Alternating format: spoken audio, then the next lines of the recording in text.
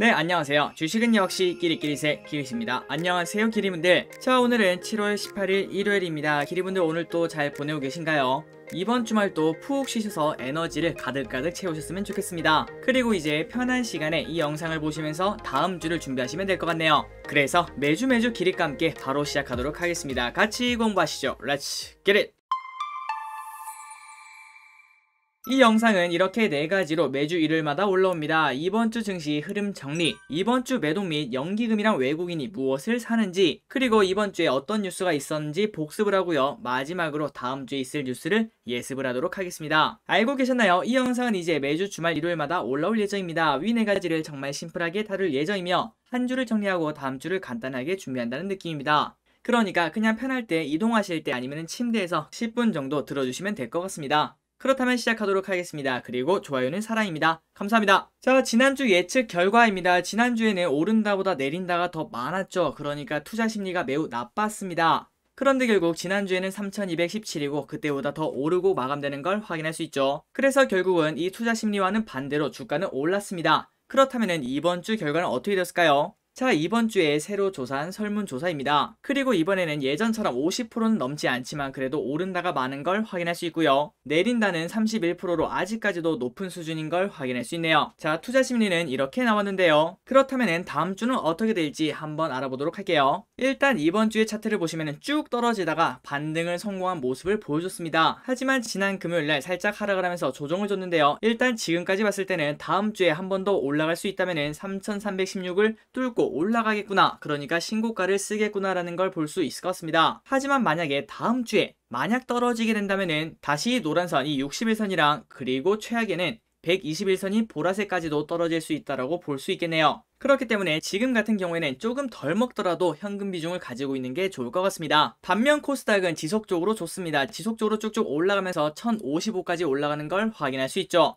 그리고 지난 금요일에도 이렇게 떨어졌다가 다시 밑꼬리를 달고 올라왔기 때문에 아직까지 상승 추세는 유지한다라고 보면 될 것 같습니다. 하지만 기리분들도 아시다시피 코스닥 같은 경우에는 한쪽 방향으로 쭉 갔다가 한쪽 방향으로 쭉 떨어지는 그런 흐름을 보여줄 수도 있기 때문에 분명 상승 기대감이 남아있지만 지금 이미 최고가를 갱신했기 때문에 가성비가 조금 떨어질 시기가 아닐까, 그렇게도 볼 수 있겠네요. 그래서 왼쪽을 보시면은 여기서부터 여기까지 올라가는데 거의 이 정도면 한 2달 정도 올랐다고 볼 수 있겠죠. 2달 동안 열심히 올랐지만 떨어지는 데는 단 2주밖에 걸리지 않았습니다. 그 정도로 하락은 빠르고 강력하게 다가오기 때문에 무조건적인 낙관보다는 보수적인 시각을 한 방울 정도는 떨어뜨리는 게 좋을 것 같네요. 그리고 매동을 보도록 하겠습니다. 이번 주는 눈치 보기라고 보면 될 것 같습니다. 개인 또 산 거랑 매도한 거랑 거의 비슷한 걸 확인할 수 있고, 외국인 또 매수 매도가 비슷하고, 기관 또한 비슷해서 그냥 이번 주는 한쪽이 원사이드하게 사지도 않았고 팔지도 않은 그런 한 주였다고 볼 수 있겠네요. 그리고 환율을 보도록 하겠습니다. 최근 들어서 조금 떨어졌습니다. 1141원까지 왔는데요. 과연 여기서 더 떨어져서 1140원을 뚫고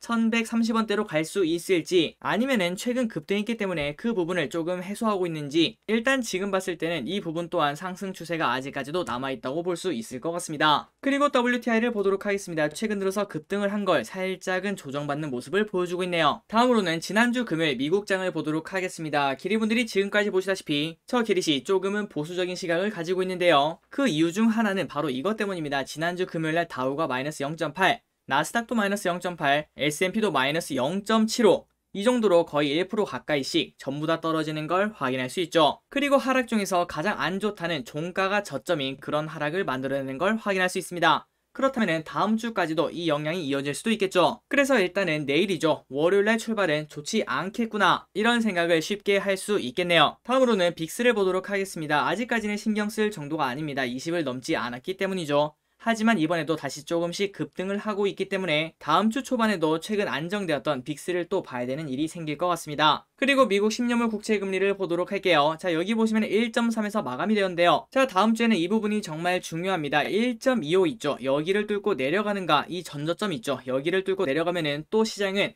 야, 이거 또 난리 났다, 더블딥 아니냐, 이런 얘기가 나오면서 또 발작을 일으킬 확률이 꽤나 높고요. 여기서 가장 베스트는 1.3에서 슬금슬금 회복을 하는 거. 그래서 1.4를 회복한 다음에 변동이 크지 않는 거, 이게 베스트라고 볼 수 있겠네요. 참고로 미국 10년물 국채금리가 어떤 의미인지 그냥 한 줄 정리만 하자면은, 국채금리가 이렇게 높이 쭉쭉 올라간다면은 아니 이거 경기가 너무 좋은 거 아니냐, 그러면은 또 테이퍼링이 시작될 거 아니야, 이러한 걱정 때문에 주가는 발작을 일으킵니다. 그 반면 금리가 이렇게 쭉 떨어지게 되면은 아니 이게 무슨 소리야, 경기가 그렇게 좋다고 했는데 이렇게 금리가 떨어지는 거 보니까 우리 생각만큼 경기가 좋지 않나 보다, 지금 이렇게 경기가 좋아 보이는 거는 그냥 작년의 기저효과 때문이구나, 이런 생각, 그러니까 더블딥 우려 때문에 주가는 또 발작을 하겠죠. 그러면 여기서 질문이 생길 것 같습니다. 아니 길이 올라가도 문제고 내려가도 문제면은 이 10년물 국리는 어떻게 되는가? 가장 베스트는 그냥 슬금슬금 경기를 회복하면서 조금씩 올라가는 그런 흐름이 가장 안정적이라고 볼 수 있을 것 같습니다. 그러니까 위든 아래든 갑자기 급격하게 변하면은 시장이 깜짝 놀란다고 볼 수 있겠죠. 그래서 최근 많은 분들이 댓글을 남겨주십니다.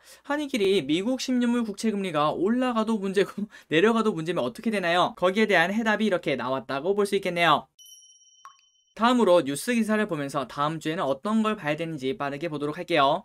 이번 주는 기업 수익이랑 그리고 10년물 국채금리가 시장의 핵심 변수가 될 것이다. 일단 미국 주식은 이번 주 본격적인 어닝 시즌을 시작한다고 합니다. 지난주에는 주요 은행들이 2분기 실적을 발표하며 어닝 시즌을 시작했지만 시장은 제롬 파월 페드 의장의 발언과 함께 주요 경제 데이터에 주목하며 실적에는 별다른 반응을 보이지 않았다고 하는군요. 그래서 이제는 실적이 조금 중요할 것 같고, 그리고 플러스 10년물 국채 수익률이 시장의 가장 큰 이슈가 될 것이라며 10년물 금리가 최근 최저치인 1.25 수준, 방금 전에 보셨던 그 라인입니다. 거기까지 떨어질 것인지 아니면은 1.4를 다시 넘어서서 회복할 것인지가 관건이라고 진단했다고 하네요. 그래서 채권 수익률의 지속적인 하락은 투자자들, 특히 주식 투자자들을 두렵게 하고 있으며, 원래는 10년물 금리 하락은 낮은 금리가 기술주랑 그리고 성장주에 긍정적인 영향을 미치기 때문에 증시에는 긍정적이었다고 합니다. 하지만 최근에는 시장에서는 향후 닥칠 성장 속도 저하에 대해 우려하고 있다며, 성장은 좋지만 사람들이 생각했던 것만큼 좋은 성장이 아닐 거다, 이런 우려가 생긴다고 합니다. 어쨌든 이번 주는 점심 저녁으로 10년물 금리가 어떻게 흘러가는지 바로바로 살펴서 알려드리도록 하겠습니다. 그리고 국내 증시는 어떻게 되는가? 델타 변이로 내수 경기 회복 지연 어쩔 수 없죠. 그래서 수출주를 주목하라고 합니다.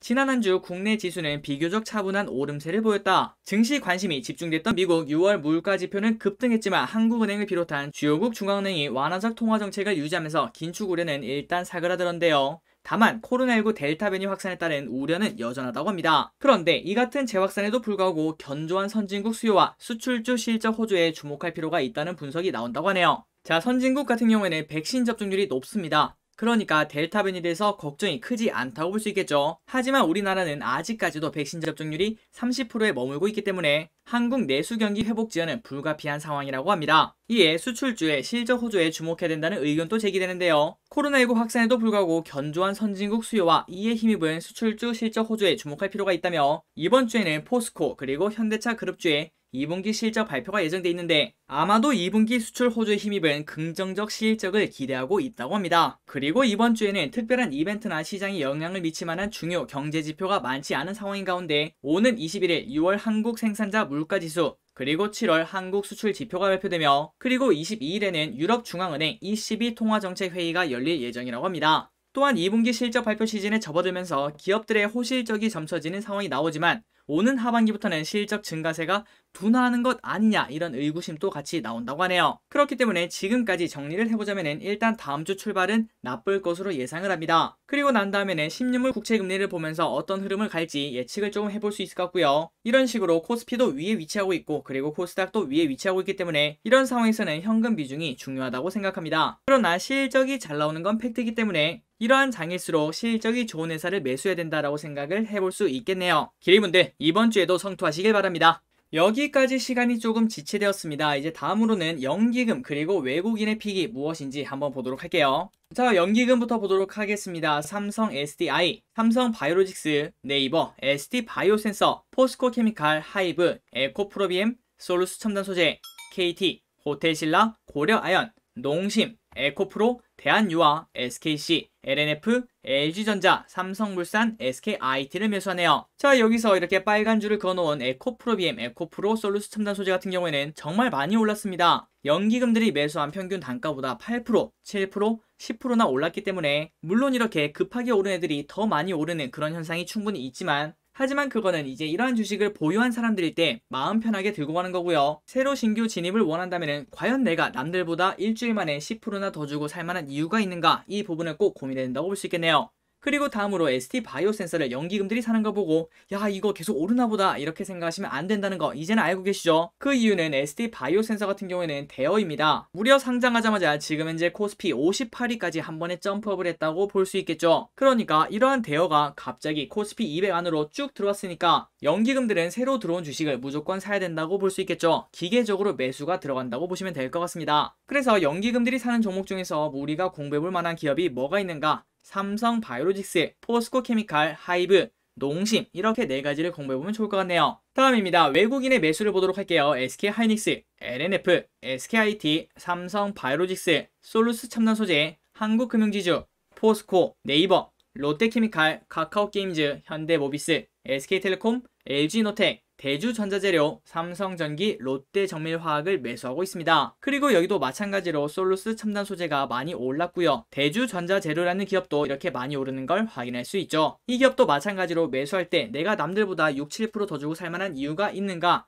이런 고민은 꼭 해보시는 게 좋다고 볼 수 있겠네요. 자, 외국인들이 산 종목 중에서 같이 공부해볼 만한 기업이 뭐가 있는가? SK하이닉스, SKIT, 특히 이 SKIT는 진짜 계속 매수하고 있습니다. 어디까지 올라갈까요? 그리고 포스코, 롯데케미칼, SK텔레콤, 최근 들어서 외국인들이 다시 SK텔레콤을 어마무시하게 모으고 있습니다. 이제 얼마 지나지 않아 SK텔레콤 인적 분할 기대감이 충분히 있을 것 같은데요. 그때를 대비해서 이렇게 매수를 하는지 그런 공부를 해볼 필요가 있겠네요. 어쨌든 외국인들이 매수하는 기업 중에서 이렇게 5개를 공부해보면 좋을 것 같습니다. 마지막입니다. 개인들이 이번 주에는 무엇을 쇼핑했나? 1등 카카오, 2등 ST바이오센서 진짜 많이 샀습니다. 그리고 LG화학, HMM, 삼성전자, 차이나 전기차 ETF, 그리고 곧버스, SK이노베이션, 한샘, 두산중공업, 현대차, LG디스플레이, 에코프로 HN, S-오일, 미국테크 탑10 ETF, 오비고, 셀트리온제약, 페노션, 삼부토건을 매수하고 있습니다. 자, 여기서 특이한 점이 무엇이 있는가? 에코프로 HN 같은 경우는 개인분들이 많이 매수했는데 엄청나게 급등을 했죠. 11점 아니 12%나 오르는 걸 확인할 수 있습니다.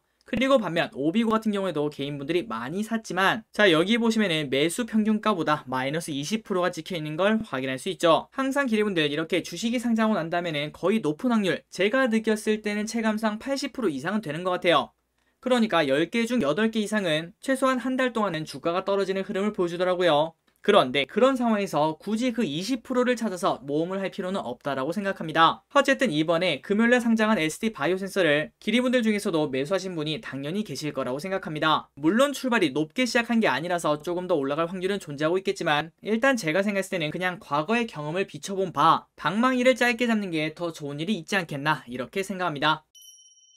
다음입니다. 재밌는 복습 시간이죠. 이번 주에는 어떤 뉴스가 있었는지 정말 빠르게 보도록 할게요. 첫 번째, 이런 기사가 나왔습니다. 펄떡펄떡 되살아나는 IPO 대여들. 자, 아직까지 대여가 많이 남았습니다. 카카오뱅크, 크래프톤, 카카오페이 등 이러한 대여들이 있고요. 그리고 롯데렌탈 등 다른 기업들도 뒤에 밀려있는 걸 확인할 수 있죠. 자, 그런데 최근 들어서 옛날에 상장했던 대여들이 이렇게 바닥을 쭉 다지다가 다시 슬금슬금 올라오는 그런 흐름을 만들어내고 있다고 합니다. 예를 들면 카카오게임즈, 하이브, SKIT 이러한 기업들이 처음 한 달간 엄청나게 떨어졌죠. 그런데 그 다음에 다시 다 회복을 하고 있는 그런 흐름을 만들어내고 있다고 하네요. 그렇다면 이번 대여들도 그런 흐름이 나온다면 한 달 정도가 지나고 난 다음에 매수하는 전략도 유효하다라고 생각을 해볼 수 있을 것 같습니다. 다음입니다. 관광객이 봉 2년 새 내백 껑충 제주 렌터카 값 치솟는다. 이거는 다 알고 계셨죠. 그리고 이 뉴스가 나오면서 SK 렌터카가 아마 10%인가요? 한 20%인가요? 그 정도 올랐던 걸로 기억합니다. 어쨌든 최근 렌터카 값이 엄청나게 올라오고 있기 때문에 제주에서 열흘간 비교적 길게 머무르려면은 렌터카 비용보다는 그냥 내륙에서 차를 가져오는 게 더 쌀 수도 있다라고 합니다. 그 정도로 해외를 가지 못하니까 제주도를 찾는 사람들이 많다라고 볼 수 있겠죠. 자, 방금 말씀드린 것처럼 우리가 해외여행을 가지 못하는 그런 상황입니다. 그런데 이때 정말 아이러니하게도 우주관광이 드디어 처음으로 시작이 되었다고 하네요. 우주관광 첫 테이프 끄는 브랜슨, 9일 뒤에는 제프 베이조스, 이번 주에는 제프 베이조스가 출발을 합니다. 그래서 이 우주선은 고도 88.5km까지 올라가서 무중력 상태를 경험했다고 하네요. 자, 또 이상한 게 하나 나왔습니다. 델타 변이보다 더 세다. 페루발 람다 변이 북미 유럽 29개국에 퍼져 코로나19 바이러스를 막다 보니까 갑자기 델타 변이가 나와서 내가 더 세다 이렇게 말하고 있는데요. 그런데 델타 변이를 이렇게 막고 있으니까 다시 람다 변이가 나와서 사실 내가 진짜다 그렇게 말하고 있는 걸 확인할 수 있네요. 이런 거 보면은 우리가 이제 매년 독감 백신을 맞지 않겠습니까? 그런 것처럼 코로나 백신도 계속 맞아야 되는 그런 상황이 펼쳐질 거라고 생각을 할 수 있겠네요. 다음입니다. 인터파크 매각 이번 주에 나왔던 뉴스죠. 그래서 주가가 미친 듯이 올랐습니다. 자, 인터넷 서점과 공연 티켓 예매 등을 강점으로 하는 1세대 전자상거래 업체 인터파크가 매물로 나왔다고 하는군요. 그래서 이미 주가는 며칠 사이에 2배 가까이 오르는 걸 확인할 수 있습니다. 다음입니다. 시총 2조 대여 롯데렌탈 증권신고서 제출. 다음 달에 롯데렌탈 또 볼 수 있겠네요. 그리고 이 롯데렌탈을 공부할 때 꼭 SK렌터카도 같이 공부해 볼 필요가 있다는 거, 이것도 명심하시기 바랍니다. 다음입니다. 이런 뉴스가 나왔죠. 중국, 일본 제쳤다. 고가 선박 수주 싹쓸이. 그렇다면 주가는 당연히 엄청나게 올라가야 된다고 생각을 해볼 수 있을 것 같은데요. 그런데 조선주는 주가가 비실비실하고 있습니다. 자, 그 이유가 무엇인가 그걸 봤더니 지금 현재 후판 가격이 있죠. 여기 보시면 이거 다 철입니다. 그 철의 가격이 계속 오르고 있어서 이 원재료 부담이 생기고 있고요. 그리고 플러스 고가 선박을 수주를 해도 일시불로 돈을 받는 게 아니라고 하네요. 그러니까 제대로 매출이 잡히려면 2년 정도의 시간이 걸린다고 합니다. 그래서 결국 올해 이렇게 수주를 싹쓸이 한다 이런 뉴스가 나오고 있지만 지금 현재 나오는 매출은 2019년 그때 나오는 매출이라고 생각을 할 수 있겠죠. 이러한 부분 때문에 현재 조선주들이 흐름이 좋지 않다고 합니다. 자, 최저임금이 올랐습니다. 그러다 보니까 무인 편의점이 이렇게 생겨나고 있다고 하네요. 그런데 아직까지는 편의점 매출 대부분이 담배와 주류가 많다고 합니다. 그런데 이렇게 무인 편의점을 하면 그런 걸 팔 수가 없겠죠. 아이들이 가서 그런 거를 꺼내올 수 있을 테니까요.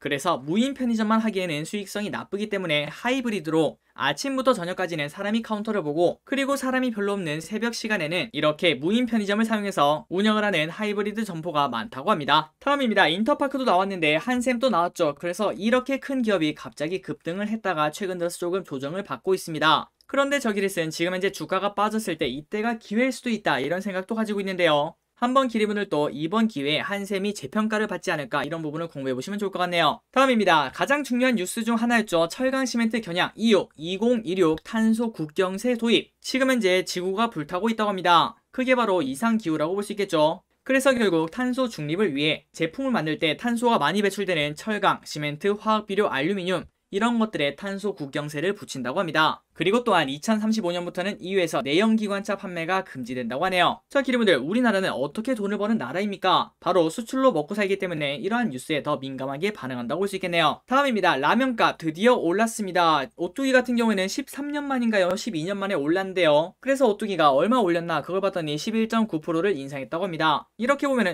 야 12% 오르면 엄청나게 오르는 거 아니야 이렇게 볼 수 있겠지만 그런데 금액으로 보면은 상대적으로 조금은 낮은 100원 정도가 올랐다고 합니다. 그리고 라면 값을 올리는 거는 보통 1등 기업이 올린다고 합니다. 2등, 3등 같은 경우에는 따라가기 바쁘기 때문에 항상 1등의 입만 지켜본다고 하는데요. 그래서 여유가 있는 1등이 보통 라면 값을 먼저 올린다고 합니다. 하지만 이번에는 약간 이례적으로 2등인 오뚜기가 총대를 맸다고 볼 수 있겠네요. 그리고 항상 가뚜기 이런 얘기를 듣는 오뚜기가 먼저 올렸으니까 농심이랑 삼양식품도 아이고 우리도 올릴게요 하면서 슬금슬금 올릴 확률이 당연히 존재한다고 볼 수 있겠죠. 그래서 그러한 기대감 때문에 농심, 삼양식품도 쭉쭉 많이 올랐다고 합니다. 특히 농심이 가장 많이 올랐다고 하네요. 자, 마지막입니다. 현대차 제네시스 상반기 해외에서 3만 대 팔렸다. 지금까지 제네시스는 한 해 통틀어서 3만 대를 판 적이 없는데요. 그런데 이번에는 상반기에만 3만 대나 팔았다고 하네요. 그만큼 지금 현재 제네시스가 좋은 평가를 받고 있다는 증거가 될 수 있을 것 같습니다. 앞으로도 더 쭉쭉 성장했으면 좋겠네요.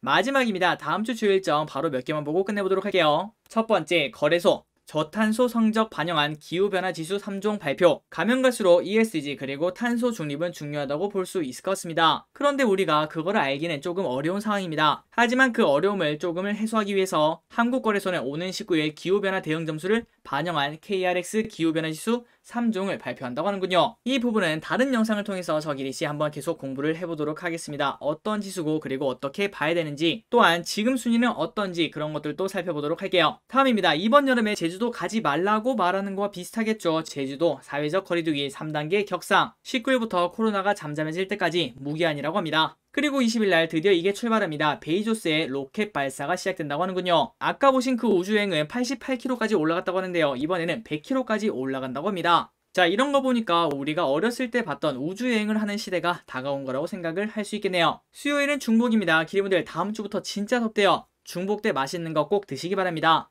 그리고 같은 날 웬디 셔먼 미국 부장관 23일 방한 4년 만에 한미일 차관 회동을 한다고 하네요. 세 가지의 주요 안건이 있다고 합니다. 첫 번째, 한미일 3국 간 대북 문제, 그리고 기후변화 대응, 마지막으로 코로나19 방역, 그리고 이번 주 금요일 날 도쿄올림픽이 드디어 시작이 됩니다. 말도 많고 탈도 많은데 아직까지도 탈도 많네요. 지금 이미 선수 관계자 총 45명이 확진이 되었다고 합니다. 이런 상황이다 보니까 선수들이 매일매일 코로나 검사를 맞아야 된다고 하더라고요. 그래서 선수들의 스트레스가 이만저만이 아니라고 합니다. 자, 마지막으로 이번 주 실적 발표 기업이 뭐가 있는지 그걸 보고 끝내보도록 하겠습니다. 월요일에는 IBM, 그리고 화요일에는 넷플릭스, 트래블러스, 수요일에는 포스코 인터내셔널, 한국조선해양, 현대미포조선, 우리금융지주, 버라이즌, 코카콜라, 존슨앤존슨, 목요일에는 네이버, 포스코케미칼, 현대차, 현대일렉트릭, 기아, 현대건설기계, KB금융, LG생활건강, 하나금융지주, 그리고 미국은 인텔을 비롯해서 이러한 것들이 있고요. 마지막으로 금요일에는 현대중공업지주, 현대건설, 현대글로비스, 그리고 아메리칸 익스프레스가 이렇게 기업 실적 발표를 한다는 거 알려드리도록 하겠습니다. 자, 기리분들 오늘 또 같이 공부해서 진심으로 감사합니다. 남은 주말 푹 쉬시고 이번 주도 양봉 하시기 바래요. 지금까지 기리셨습니다. 빠이요.